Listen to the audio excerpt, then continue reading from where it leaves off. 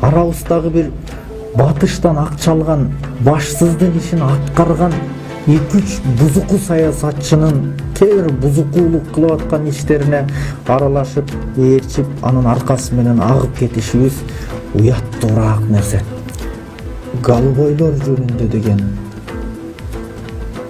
гомосексуализм деген сөздү же бир ушундай бир окуяны тарыхтан кездештире алган эмеспиз. Биздин ата-бабаларыбыз кандай болгон? Манас Баатыр атабыз 12 жашында хан болгон.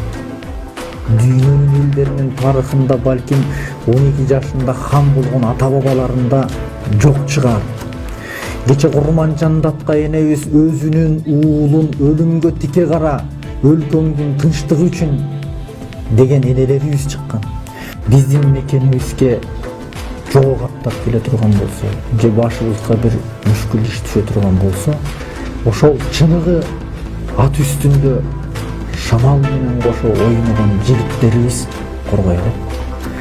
Шиштака кийген, оозу мурдун боёгон бачабыздар бизди коргой албайт.